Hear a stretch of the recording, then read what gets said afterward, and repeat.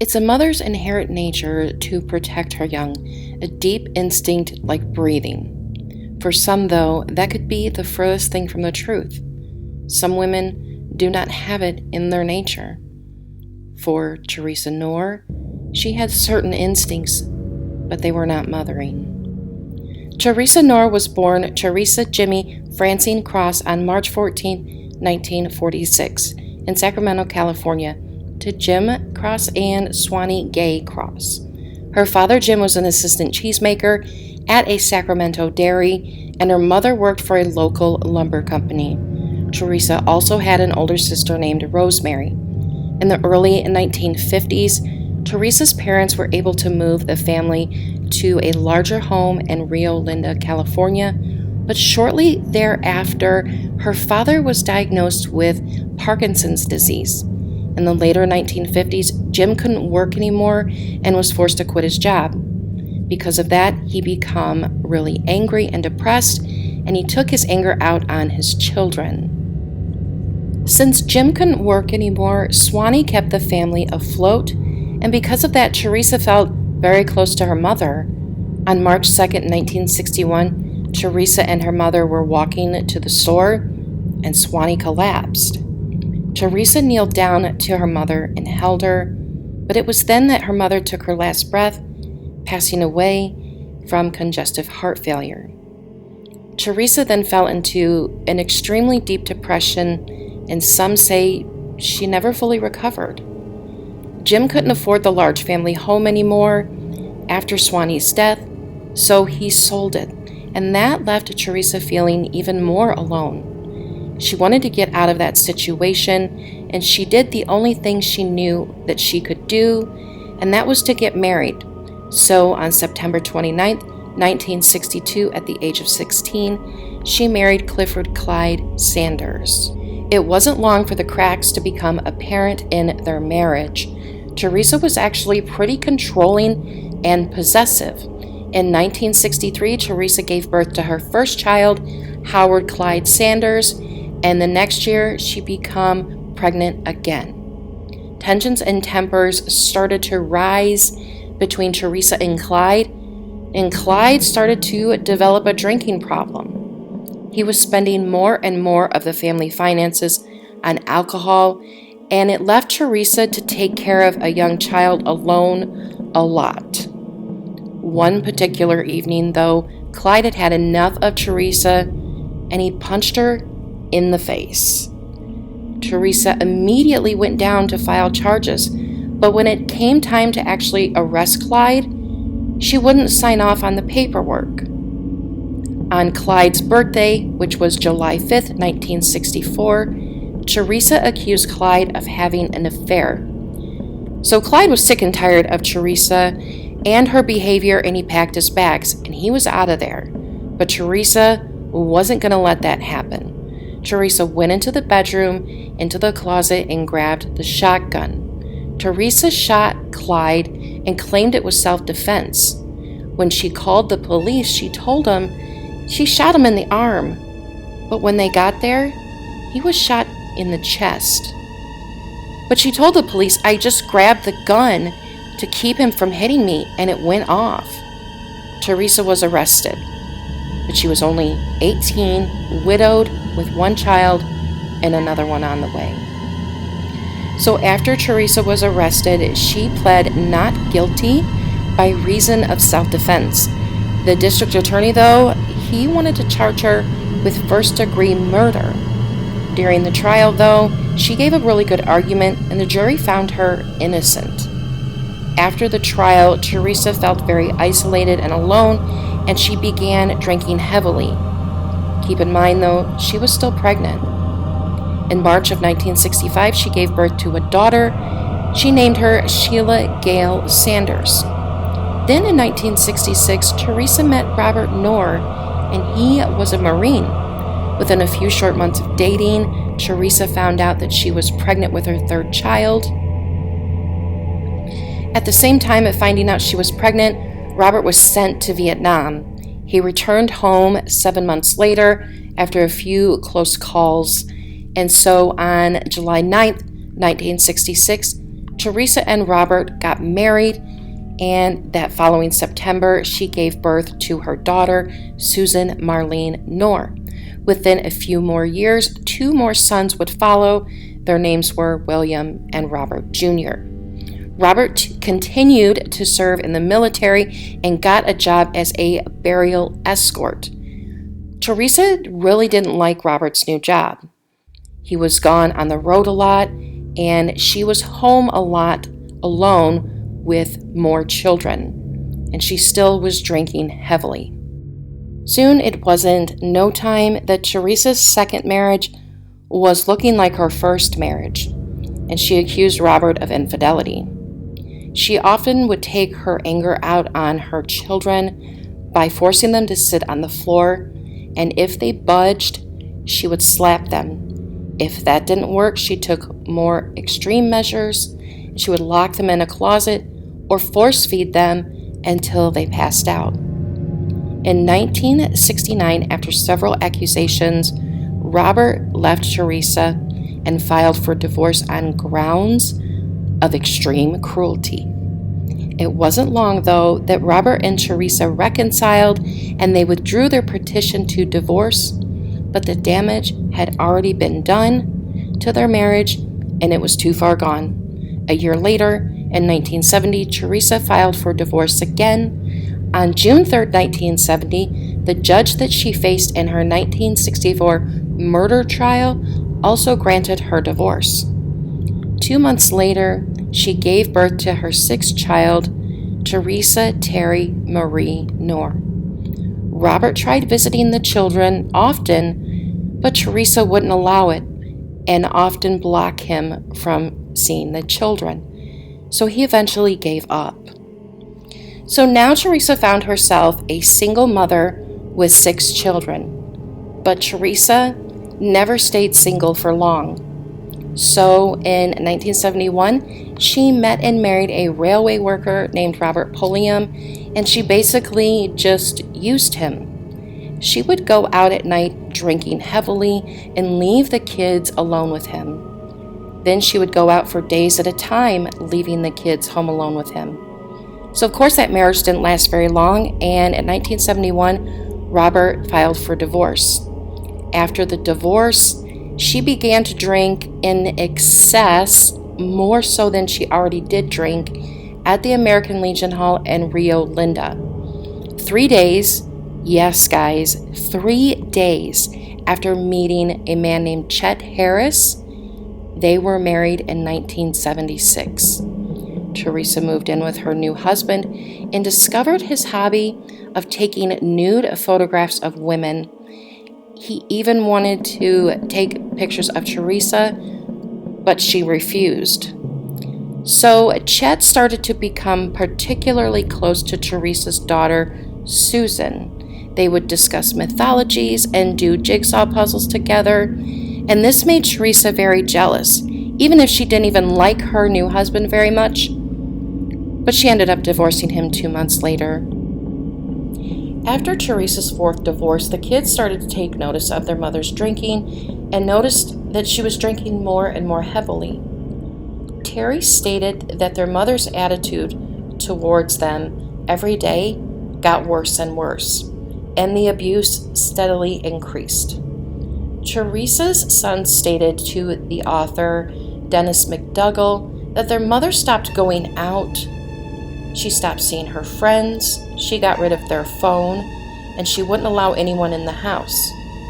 She slowly pulled the kids out of school one by one, and the kids also stated that the more Theresa would drink, the more she would abuse them by throwing steak knives at them or burning them with cigarettes. One occasion, Theresa was drunk and grabbed Terry and put a pistol to her head. This psychological abuse gave Terry nightmares for months, and she was just a little girl. She started hitting the children more regularly and forced all of the other children to hold another child down while she beat them. She would beat them with a wooden board that had electrical tape wrapped around the handle so she could get a better grip on it. She had written on this board what she called the board, and that was the Board of Education. As time went on, Theresa would have delusional thoughts. She started to think all of her children were possessed by demons, and she would wake them up in the middle of the night and march them downstairs with the board in her hand. She made the children get on their knees and sit there for hours. If they moved or talked or even made a blip of a noise, she would beat them with the board. Then when the morning would come, Theresa would say that the demons were gone and they could get up and go about their day. So as we can see now, Theresa is having delusional thoughts and increased paranoia. She was convinced that her ex-husband Chet, husband number 3, that he had turned her daughter Susan into a witch. So she's accusing Susan of being a witch, and Susan is a smart girl. Susan would use this accusation to her advantage to keep her mother away from her. Susan told Theresa that Chet was going to initiate her into his cult by taking her virginity. And it worked. Theresa kept her distance, although it didn't last long. Susan got the worst of Theresa's rage and abuse, so Susan just ran away from home. A truancy officer picked up Susan and took her to a psychiatric ward. Susan didn't hold anything back, and she told them everything. All of the drinking that her mother did, all of the beating, the yelling, the abuse, throwing knives, burning them with cigarettes. And when the hospital contacted Theresa, Theresa said that Susan had psychological issues and that she was lying. The hospital believed Theresa and took Susan back to her mother. Unbelievable. Once Susan was home, she was about to face the worst abuse yet. Theresa would wear some leather gloves and hit her daughter over and over in the stomach. Then she would pass the gloves around to the other children and force them to hit her as well in the stomach as hard as they could. In Theresa's mind, this would teach Susan a lesson to not run away again. So Susan wouldn't run away again. Theresa handcuffed her under the table and gagged her for 2 years. 2 years with nothing.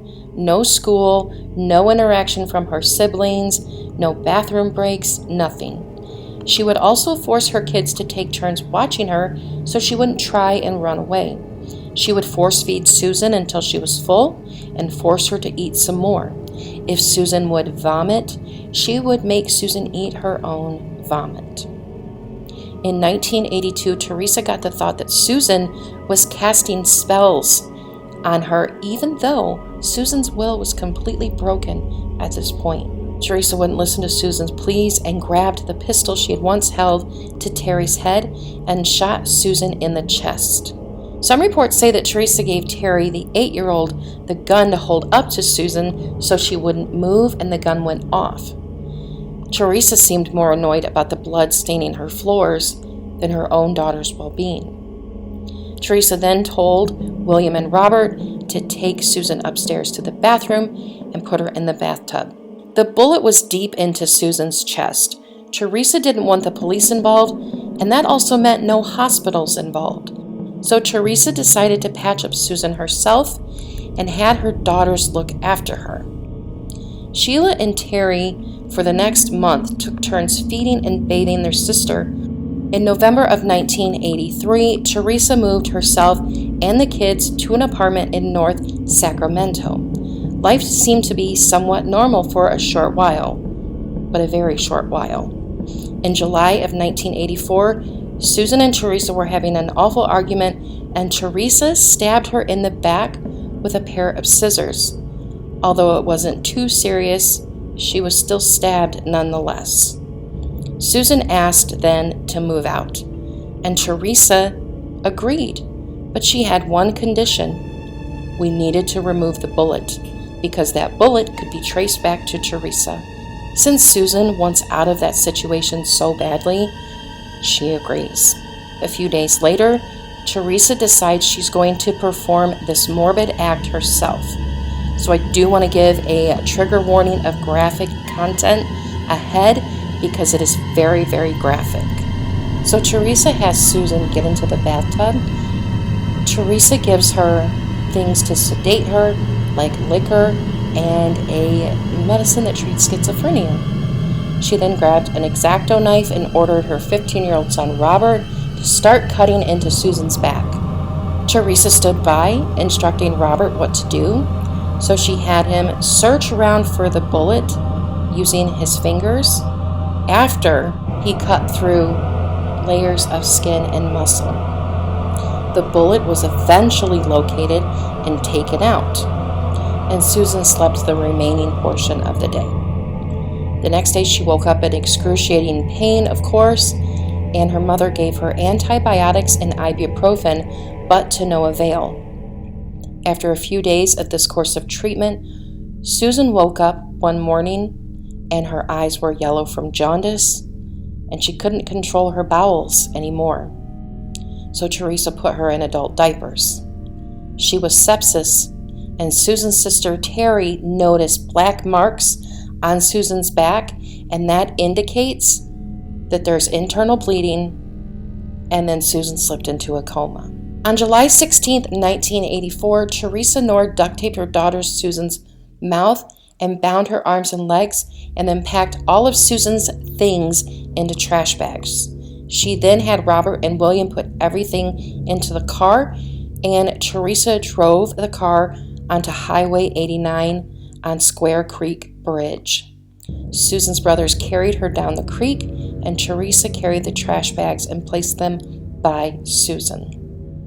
Theresa poured gasoline on Susan and then lit her daughter on fire. During Susan's autopsy, the coroner found her lungs were lined with soot, meaning she was alive when she was set on fire. Theresa and her sons returned home, not saying much for several weeks, but then things returned to normal eventually, or as normal as they could. In the spring of 1985, Theresa decided she needed more of an income to what she was already receiving. By this, I mean she made 20-year-old Sheila become a prostitute. Of course, Sheila was not thrilled with these plans, but quickly Sheila was bringing close to $100 a day home, and that made Theresa very happy. Since Theresa was proud of her daughter's income, she wasn't beating her as often, and she even gave Sheila more freedom. This did not last long. In May of 1985, Theresa became convinced that Sheila had an STI, and Theresa was claiming she contracted one from the toilet seat in their home, and she also accused Sheila of being pregnant. This enraged Theresa, and she beat Sheila severely, hogtied her, and locked her in a closet. Despite the heat, Theresa gave strict orders to her other children not to give Sheila any food or water. Even though Sheila even admitted that she did have an STI and was pregnant, she was still accused of lying. On June 21st, 1985, a loud noise was heard within the closet. Sheila was trying to climb up the shelves in the closet and she fell. The closet was still not opened for another 3 days after that, and we know what happens to humans when they don't have water for 3 days. The closet was opened, and inside, Sheila was found dead in the fetal position. Without a second thought, Theresa grabbed a cardboard box, instructed her sons to put Sheila in the box and load it into the car. She drove with her 2 sons up Interstate 80 until she found a spot to dump her daughter. It was just a few short hours later that a man named Elmer Barber was making his rounds at a nearby campground when he found the box. He contacted the Nevada County Sheriff's Department, and she was logged as another Jane Doe. Like Susan, her death was undetermined.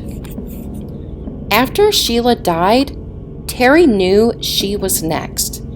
She was handcuffed and beaten, but she didn't want to accept her fate like her other sisters. On September 29, 1986, she confronted her mom. I'd like to point out at this time that Theresa's paranoia was as high as it had ever been. Theresa offered Terry her freedom on one condition.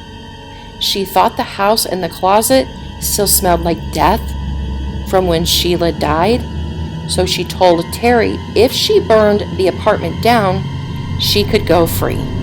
And Terry agreed to this. After Theresa had packed everything up and got everyone out of the house, Terry went inside and squirted lighter fluid everywhere and lit the house on fire, and she escaped out of a window. The fire, though, didn't burn for very long. The fire department was called, and the fire department could tell that the fire was set intentionally. Shortly afterwards, Terry met up with her mother and her two brothers at a motel, and Theresa tried to take back her offer of her freedom. Theresa even put a knife to Terry's throat, but Terry grabbed her and held onto her tight and looked her in the eye and said, "You are never touching me again," and she left the motel.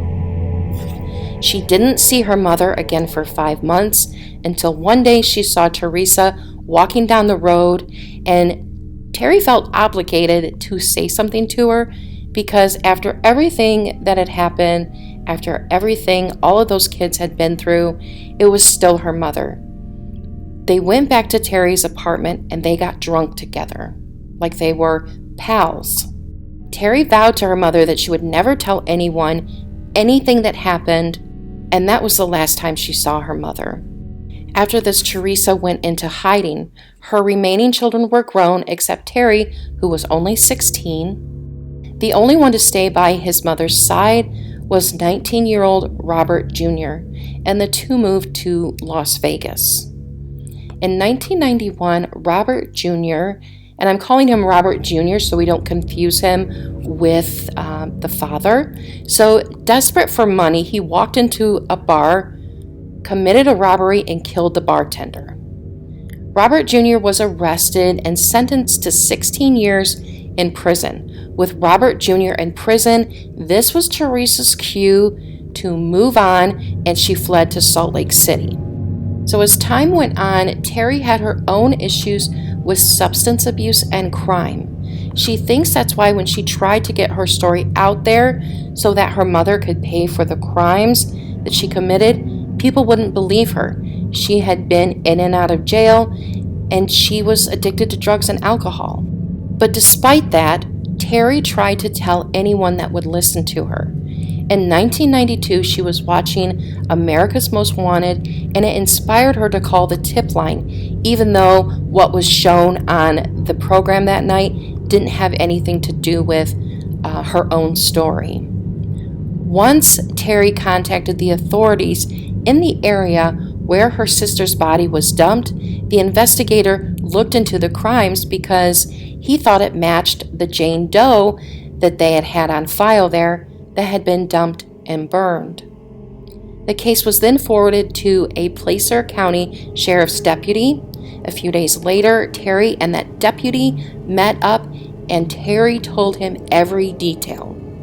Unfortunately, though, there were no biological samples kept in the Placer County Sheriff's Department. The deputy started to look at the autopsy report of the different wounds on Susan's body from Terry's description of the bullet wound and the so-called surgery that was performed on Susan to remove that bullet. The officer also asked her about certain belongings that Susan may have had with her at the time of her death and when she was dumped.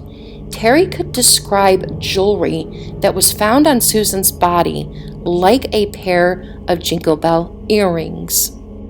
Terry could also explain that there were diapers in the packaging that were found with Susan's body as well.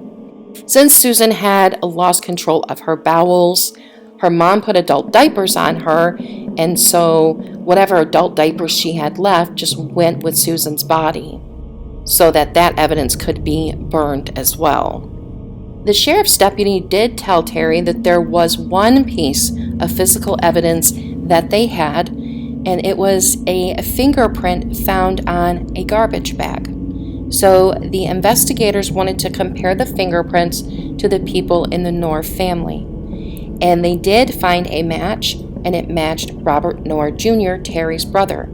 And Robert Knorr was in prison already, so it was easy to get access to his fingerprints. Once they got the ID back from the fingerprints, investigators felt confident enough that they had identified the Jane Doe as Susan Knorr. Next, it was time to locate Sheila Knorr, and investigators started looking at the surrounding counties. In nearby Nevada County, there had been a similar Jane Doe case. They also did not have any biological samples. They did, however, have pictures of the crime scene, and they asked Terry if she could give any specific details. She said yes. She said Sheila was put in a large cardboard box that was used as a makeshift coffin. On the side of the box, it came from a movie theater that held popcorn cups. She said her brother William had worked at a movie theater and brought the box home. Another piece of forensic evidence in the autopsy report that Terry verified was that Sheila had 2 front teeth broken from when Theresa was force-feeding her. Investigators then felt that they had enough information to ID Sheila's body. The next step was to issue warrants for the 2 brothers involved, William and Robert Jr. Robert Jr. was already in prison in Las Vegas serving 16 years for the murder of the bartender, and William was brought in for questioning, and he also confirmed everything, and I mean everything, that Terry had previously said. So now it was time to find Theresa. On November 9th, 1993, Theresa was traced through her driver's license application. On that application, she put the address where she actually lived. So authorities went to that address, and sure enough, Theresa answered the door, and she was subsequently arrested. On November 15th, 1993, Theresa was arraigned and charged with 2 counts of murder, 2 counts of conspiracy to commit murder, and 2 special circumstances, which were multiple murder and murder by torture charges. She faced the death penalty. At first, she pled not guilty. It was decided that Robert Jr. would be charged as an adult, but he received a much lighter sentence in exchange for his testimony, and he was sentenced to 3 years. Once Theresa heard of Robert's testimony, she changed her plea to guilty. She did not want to face the death penalty. Once Theresa heard Robert Jr.'s testimony, she changed her plea to guilty, and Theresa was then sentenced to 2 consecutive life sentences because she changed her plea. She is up for parole in 2027. She will be 81 years old. Robert Knorr Jr.'s sentence was ordered to be served concurrently with the term that he was already serving, and he was released on parole. But in 2016, he was sentenced to 15 years in a federal prison for possession of child sexual assault material. Now, I certainly don't make excuses for this type of behavior, because when it comes to CSAM, I have 0 tolerance. But with his childhood the way it was, and early adulthood before he was caught, I'm not surprised something as atrocious like this would happen. Now, William Knorr was sentenced to 5 years of probation and extensive therapy for his role in the murders. William gave an interview for the show Evil Lives Here on the ID channel, and he stated that he doesn't feel or register regular emotions like most people, and he lives in Northern California with his wife and daughter. Now, Howard, the oldest child, he moved out before any of this really happened, so he did experience abuse, but he was not living there and took 0 part in the murders of his sisters, so he's a non-component in the story, essentially. Terry, however, she passed away in her home on December 8th, 2011. She was only 41 years old. She wrote a short essay on her Facebook page about her life, and that is linked down below in the sources listed below. But Terry did live long enough to see the monster that was her mother served justice for her crimes. Rest easy, Terry, as well as Susan and Sheila. Thank you for being so brave and coming forward with your story. I want to leave you with one piece of information. In 1983, Rosemary Norris, Theresa's sister, she was found dead from strangulation at the end of a road in Placer County. Police reopened the case after Theresa's arrest, but they found that she was not tied to the murder. Although I find some of the circumstances eerily similar, allegedly, and her murder remains unsolved.